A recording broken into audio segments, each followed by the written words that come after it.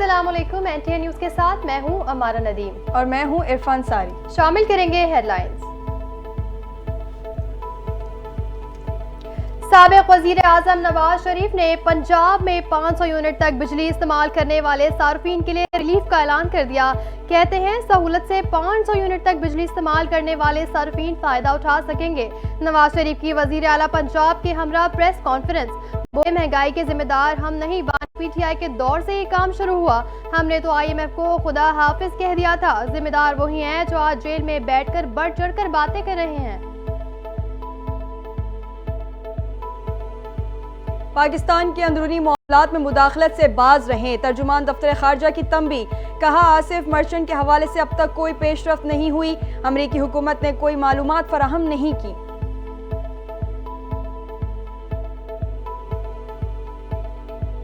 इसहाक डार के नए इंकशाफात। कहते हैं 2014 के धरनों से सियासी खेल शुरू हुआ। नायब वजीर आजम इसहाक डार ने फैज हमीद की गिरफ्तारी को मुआवजा करार दे दिया। उन्होंने कहा फैज हमीद के खिलाफ कार्रवाई एक सबक है। मैं भी जनरल फैज के मुतासरीन में शामिल हूँ। जनरल फैज हमीद ने अक्टूबर में मुझसे भी माफी मांगी।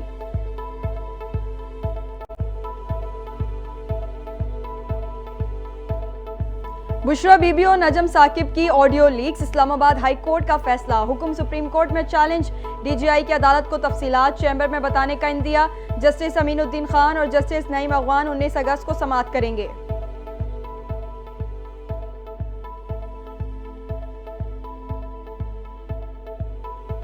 मार्गिला हिल्स केस का 190 मिलियन पाउंड केस से कोई ताल्लुक नहीं। रिमार्क्स वापस लिए जाएं। काजी फाइज ईसा के खिलाफ मिसकंडक्टेड जो जुडिशल काउंसिल जाने का हक रखते हैं। चीफ जस्टिस काजी फाइज ईसा PTI से मुतालिक कोई भी केस न सुने। हलीमा खान ने सुप्रीम कोर्ट में दरख्वास्त जमा करवा दी। सिंध हुकूमत के टेक्नोलॉजी की तरफ बढ़ते कदम। वजीर आला सिंध मुराद अली शाह ने 1000 Google career certificates scholarship 10 government universities को देने के मुआहदे पर दस्तखत कर दिए। 50% स्कॉलरशिप असातिज़ा को दी जाएंगी।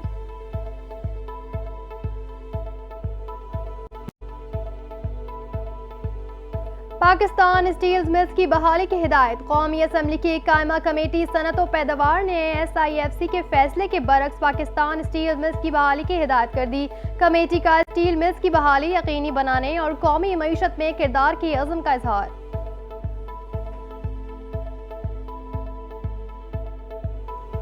पाक बहरिया के जहाज PNS हुनैन ने तुर्किया की बंदरगाहों गुलुचक और उक्सास का दौरा किया।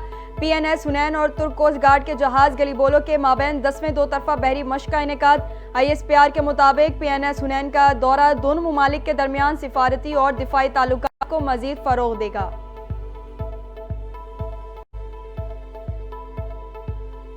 9 मई करने और करवाने वाले गैंग बेनकाब हो रहे हैं। फौजी तंसीबात पर हमले करने और करवाने वाले एक ही गैंग के पार्टनर हैं। उज़्मा बुखारी का बयान सामने आ गया। कहा अवाम मुंतज़िर है कि शोहदा का तमस्कुर उड़ाने वाले कब तक कटहरे में लाए जाएंगे।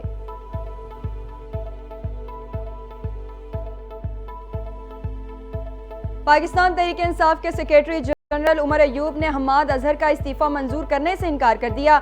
हम्माद अजहर, आपने पार्टी और बानी PTI के लिए अनथक मेहनत की है, आपका इस्तीफा मंजूर नहीं किया जाता। उमर अयूब का हम्माद अजहर के इस्तीफे पर रद्द-ए-अमल।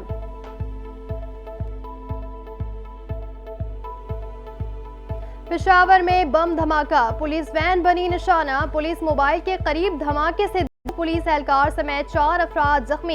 जख्मियों को करीबी अस्पताल मुंतकिल कर दिया गया। पुलिस ने इलाके को घेरे में लेकर तहकीकात का आगाज कर दिया। इलाके में खौफ और हिरास की फिजा। वजीर आला खैबर पख्तूनख्वा अली अमीन गंडापुर वाक़े का नोटिस लिया। पाकिस्तान में भी मंकी पॉक्स ने खतरे की घंटी बजा दी। खैबर पख्तूनख्वा में मंकी पॉक्स तस्दीक। मुल्क भर के एयरपोर्ट्स पर निगरानी सख्त। हुकाम की मुल्क भर के अस्पतालों में आइसोलेशन वार्ड कायम करने और हिफाजती सामान मुहैया करने की हिदायत। अरब मुल्क से वापस आने वाला मुतासरा शख्स दीर का रहने वाला और मर्दान में रिहाइश पजीर है।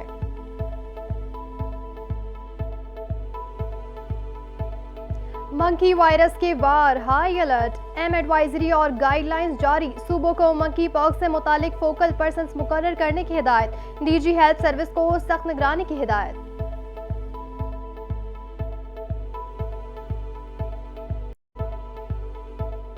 मुल्क के मुख्तलिफ शहरों में मूसलाधार बारिश, निज़ाम ज़िंदगी दरहम भरम। कई इलाकों में बिजली गायब। नारोवाल, शकरगढ़ और जेलम के मुख्तलिफ इलाकों में नशेबी इलाके ज़ेर-ए-आब। दरिया चनाब में ऊंचे दर्जे के सैलाब का खतरा। 7 वाक़े देहात में हाई अलर्ट जारी। लाड़काना, दादू, नवाबशाह और खैरपुर में नशेबी इलाके ज़ेर-ए-आब। कई देहात में पानी दाखिल। राबता सड़कें और फसलें भी पानी में डूब गईं।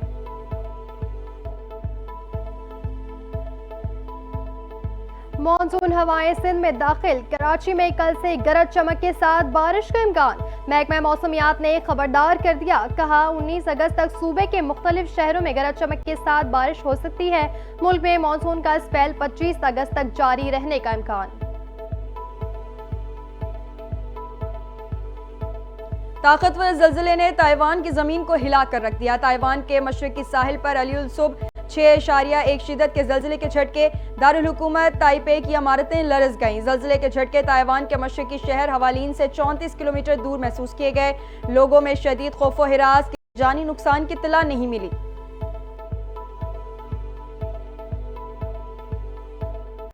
दुनिया भर में मंकी पॉक्स का खतरा। स्वीडन में मंकी पॉक्स का पहला केस सामने आ गया। मुतासरा मरीज इंतहाई निगहदाश्त के वार्ड में मुंतकिल। स्वीडिश हुकाम की तस्दीक। कहा मंकी पॉक्स की एक संगीन किस्म क्लेडाई का केस आया है। तमाम हिफाजती इकदाम किए जा रहे हैं।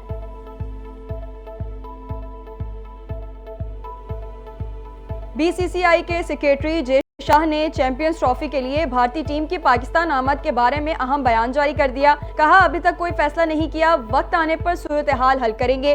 भारत ने 2008 के एशिया कप के बाद से पाकिस्तान का दौरा नहीं किया।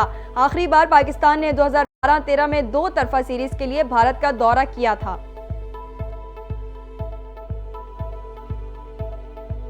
और सुरों के बेताज बादशाह उस्ताद नुसरत फतेह अली खान को दुनिया फानी से कूच किए 27 बरस बीत गए।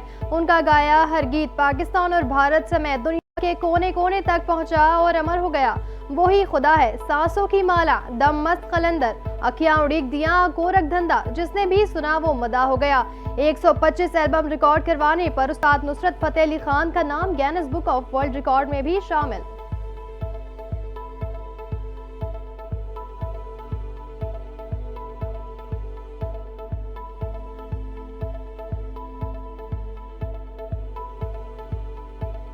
हेडलाइंस आपने मुलाहिजा की।